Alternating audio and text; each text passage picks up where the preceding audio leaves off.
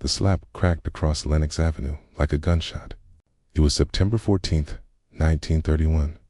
At 2:47 p.m., Officer Patrick O'Reilly's hand struck the face of Margaret Johnson, a 58-year-old woman walking home from Abyssinian Baptist Church. The sound tore through the afternoon air sharp, violent, intentional. The street froze. Vendors stopped selling. Musicians stopped playing. Children stopped running. Conversations ended mid-word. 200 people stood watching as a white police officer humiliated a black mother in the middle of Harlem. A woman dressed for Sunday. A woman holding a Bible. A woman who had done nothing except walk along a sidewalk that Officer O'Reilly believed belonged to him. And 200 people watched her son, Bumpy Johnson, do nothing. He didn't strike back. He didn't yell. He didn't even step forward. He stood 6 feet from his mother, watching her stagger backward from the force of the blow, watching her hand rise to her face, watching tears fill her eyes not from pain, but from shame, from the understanding, that her son could not protect her because the man who hit her wore a badge. Bumpy's face revealed nothing except his eyes. Witnesses later said they had never seen eyes like those, cold, hollow, like looking into a bottomless well. O'Reilly laughed, loud and booming, the sound bouncing off the brownstones. He spun his nightstick, adjusted his cap, and stared straight at Bumpy. "What are you going to do about it, boy?" he said. "Call the police." He laughed again. "Oh wait, I am the police."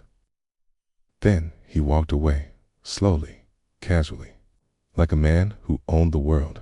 Officer Patrick O'Reilly had 72 hours left to live. He just didn't know it yet.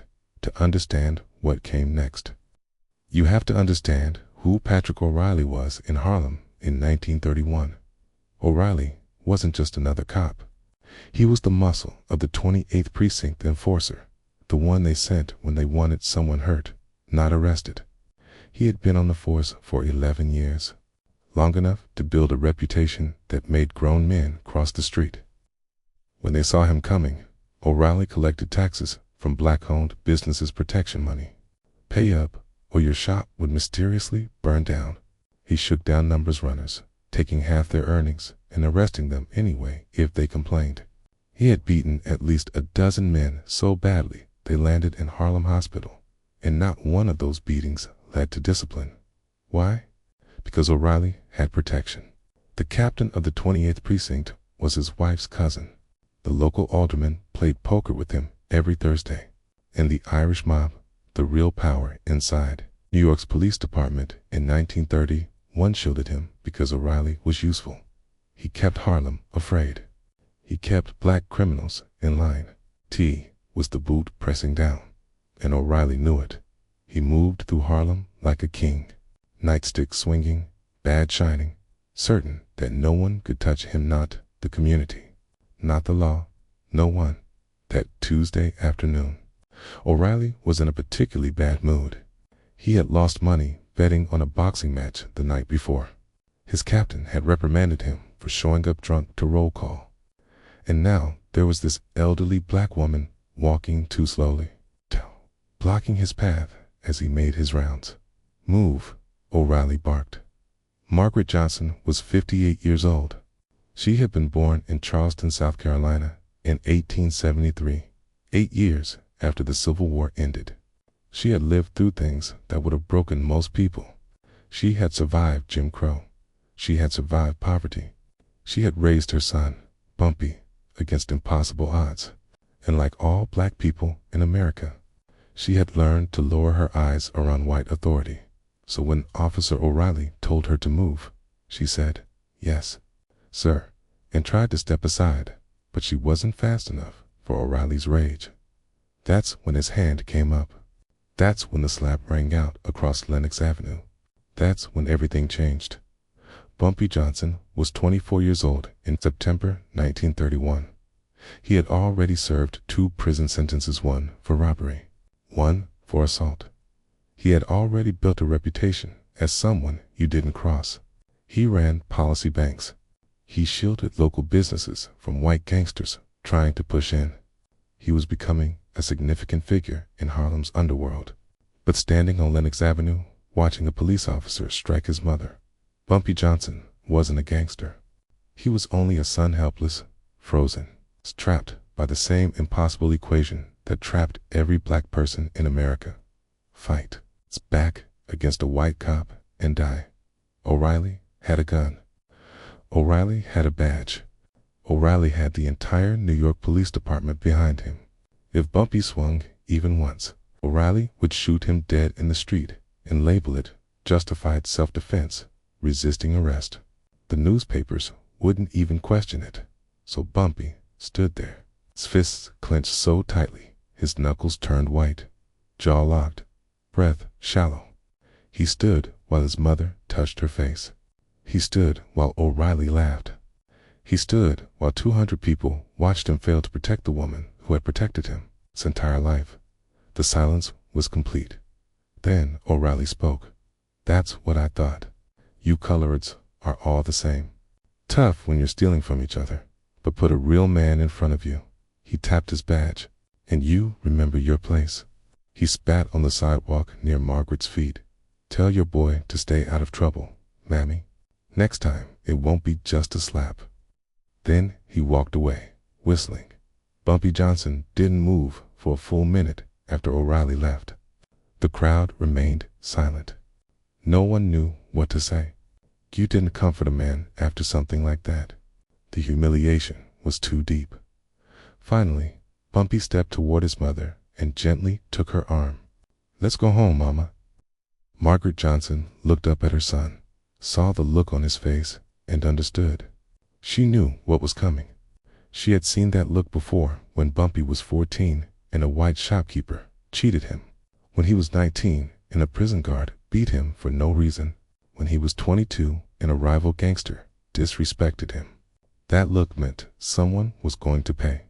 "Ellsworth," she said softly, using his real name. "Don't do anything foolish. That man has the law on his side." Bumpy didn't answer. He just walked her home in silence. But everyone on Lennox Avenue that day would later say the same thing. Bumpy's silence was more frightening than any threat he could have made. What happened over the next 72 hours became legend in Harlem. Bumpy didn't act right away. He didn't let anger make him careless. Instead, he did what he always did. He thought. He planned. He organized. Hours 1 to 12. Bumpy made phone calls, not to criminals, but to working people, porters, waiters, shoeshine boys, people invisible to men like O'Reilly, people who saw everything because no one ever looked at them. Within 6 hours, Bumpy knew O'Reilly's full routine, where he lived, an apartment on the Upper West Side, where he drank McSorley's alehouse. When his shift started, 6 a.m. When it ended, 2 p.m. And where he went afterward, different every day, but always alone for at least 20 minutes. Hours 12 to 24. Bumpy studied O'Reilly's connections, mapped out who protected him, the cousin, captain, the alderman, the Irish mob ties. This was no longer about revenge. This was about sending a message that would echo through every precinct in New York that same day. O'Reilly bragged at the precinct. He told fellow officers how he had put some colored woman in her place. He laughed about the son who stood there like a coward. He even reenacted the slap, his hand slicing the air as his buddies chuckled. What O'Reilly didn't notice was the black janitor mopping the floor, listening, remembering, reporting back to Bumpy. Hours 24 to 48. O'Reilly began noticing things. A man reading a newspaper at the bar who never ordered a drink. A car that followed him for 3 blocks before turning off. A face he saw twice in one day in different parts of the city. O'Reilly wasn't foolish. He had made enemies. He told a few officers to stay alert, but they brushed it off. "You're paranoid, Pat. Nobody's stupid enough to go after a cop." It's hours 48 to 72. O'Reilly's captain called him into the office. "Patrick, I'm hearing things." I'm hearing you had an incident uptown with some colored woman and that her son is Bumpy Johnson. O'Reilly shrugged. So what? I slapped her. She was blocking the sidewalk. What's Johnson going to do, cry about it? The captain looked uneasy. Patrick, listen to me. Take a few days off. Go stay with your brother in Boston. Let this cool off. O'Reilly laughed. I'm not running from some colored gangster. Let him try something. I'll put a bullet in him and sleep like a baby. It was Wednesday evening, September 16th, 1931. Thursday morning, September 17th, 1931. Officer Patrick. O'Reilly left his apartment at 5:47 a.m. He was walking to the subway to report to the precinct for his 6 a.m. shift. The streets were empty in the pre-dawn darkness. Only a few streetlights casting yellow pools of light. O'Reilly never reached the subway. What happened during those 4 blocks? No one knows. Not exactly. There were no witnesses, no signs of a struggle, no gunshots, no screams. One moment, Officer Patrick O'Reilly was walking down West 85th Street. The next moment, he was gone. His wife reported him missing at noon when he didn't return home. The NYPD launched a massive search. They checked hospitals. They checked morgues. They searched every known criminal hideout in Manhattan. Nothing for 72 hours. Officer Patrick O'Reilly simply vanished. Friday morning, September 20th, 1931, at 6:47 a.m. Exactly 72 hours after O'Reilly disappeared, Officer Thomas Murphy arrived for the morning shift at the 28th precinct. As he walked up the front steps, he saw something that stopped him cold. A man was tied to the iron railing, naked except for his underwear, shaking not from the cold, but from fear. Murphy stepped closer and felt his stomach dropped. It was Patrick O'Reilly, but it wasn't the O'Reilly he knew. His eyes were empty, glassy, staring at nothing. His lips moved, but no sound came out. His body was covered in bruises, not the kind that kill you, but the kind that make you wish you were dead. Pinned to his chest, directly over his heart, was a note, handwritten, neat lettering. Respect mothers. Murphy tried to untie him. Pat, what happened? Who did this? O'Reilly slowly turned his head. His mouth opened. I'm sorry. That was all he said. Just those 2 words, over and over. I'm sorry. I'm sorry. I'm sorry. They cut him loose, wrapped him in a blanket, and tried to get answers. Patrick, who did this? Where were you? What happened? O'Reilly stared straight ahead, lips trembling. I'm sorry. They took him to Bellevue Hospital. Doctors examined him. Physically, he was mostly unharmed, bruises, dehydration, signs of being restrained for a long time. But no broken bones, no permanent injuries, nothing that explained the emptiness in his eyes. Psychologically, Officer Patrick O'Reilly was destroyed. A police psychiatrist interviewed him for 2 hours, asking questions, trying to reconstruct what had happened during those 72 hours.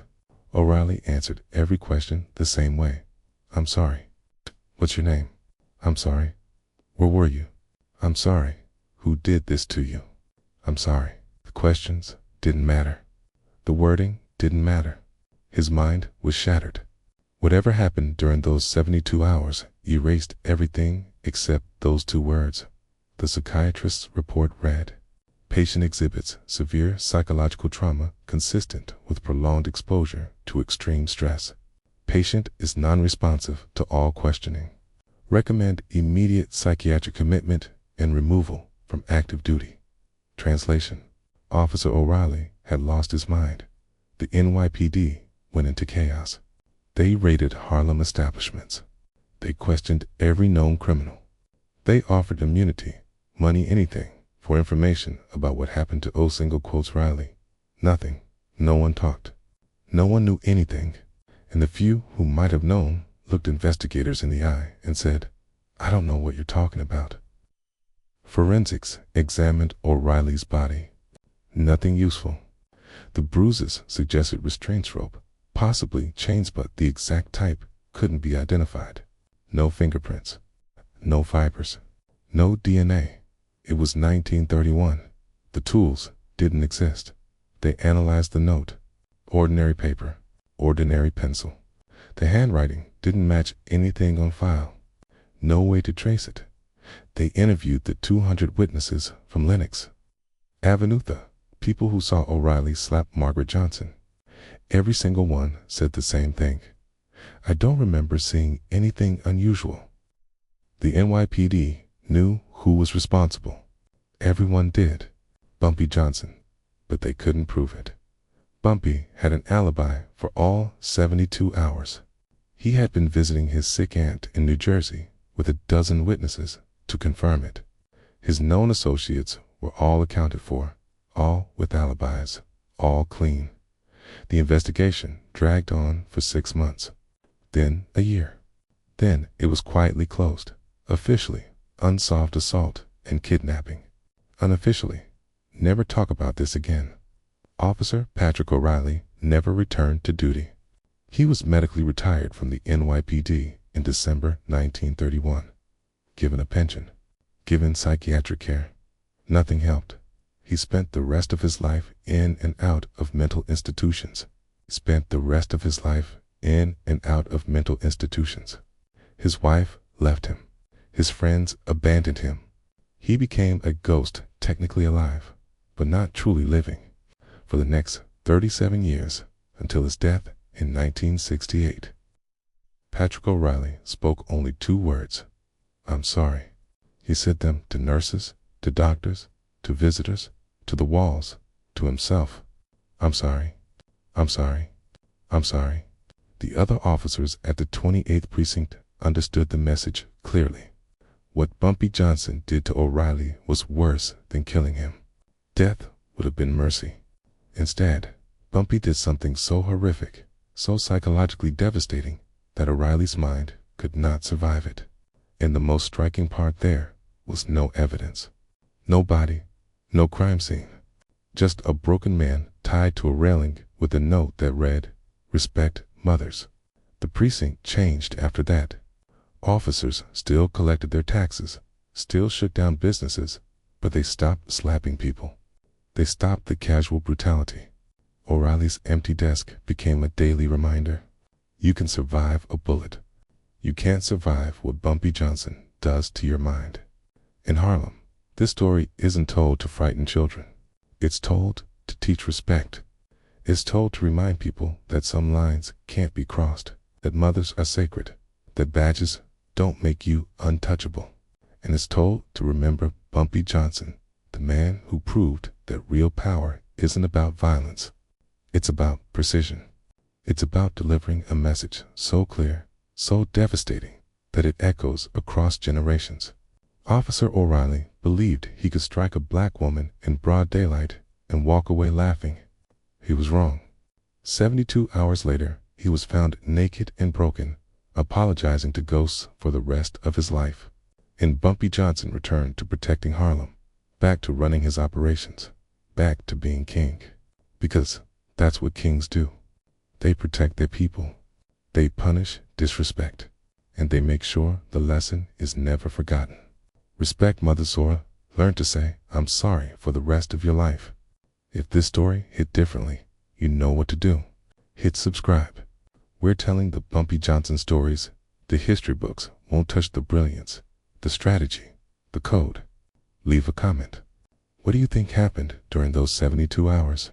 And would you rather the war end up like O'Reilly?